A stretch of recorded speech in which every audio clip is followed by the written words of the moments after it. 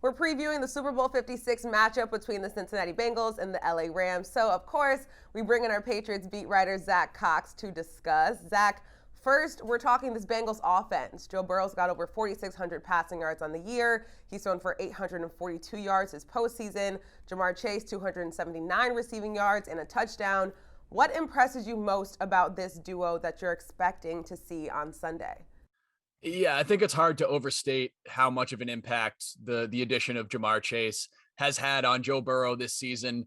You look at what Joe Burrow was able to do as a rookie, definitely showed promise, definitely showed star potential for the Bengals.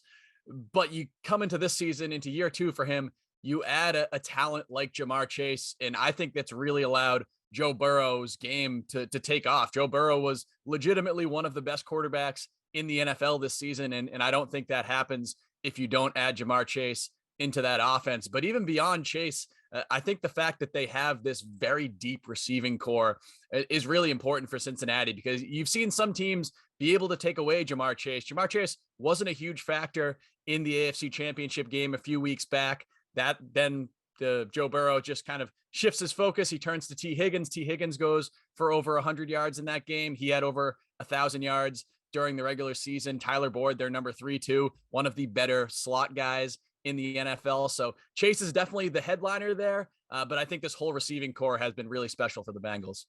Absolutely. Just like you mentioned, Tyler Boyd hasn't dropped a slot target since the 2020 season. That's 194 in a row. Okay, Joe Burrow is incredible also against the Blitz. He's just under 11 yards per attempt with a 93.9% PFF rating, which is the highest in the league. How will that play to the Bengals' advantage when playing against guys like Aaron Donald?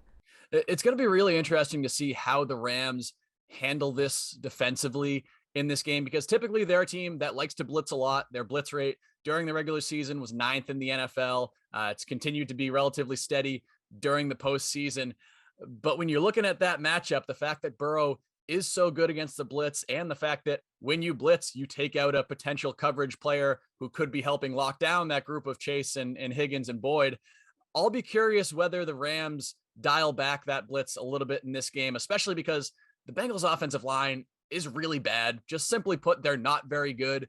Joe Burrow has been able to make a lot of plays on his own with some escapability in the pocket, but this is a guy who was sacked 9 times a couple weeks ago against the Tennessee Titans. The Bengals offensive line was 30th in block win rate this season, according to ESPN. I'm curious whether LA is going to say, hey, we've got Aaron Donald, we've got Von Miller, we've got Leonard Floyd.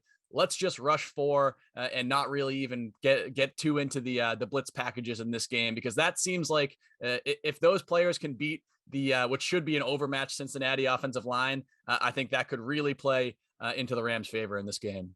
Absolutely. Many weapons on the Bengals offense. Okay, Zack, last question for you. Finish the sentence. The Bengals will win the Super Bowl if their offense. Well, I'm not expecting their offensive line to be able to shut down this Rams pass rush. If they can, that would be fantastic for them, but I don't think that's realistic.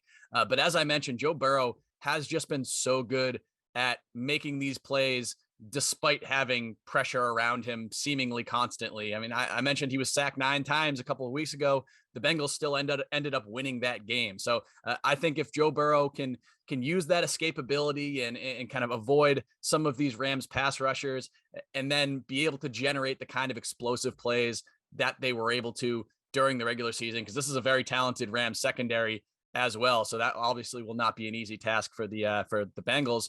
But yeah, I think it's going to be a lot on Joe Burrow's shoulders in this game, because I don't think he's going to have a lot of easy dropbacks here. I think it's going to be a lot of pressure and a lot for him to navigate.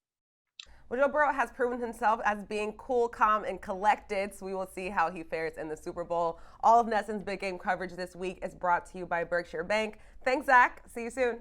Thank you.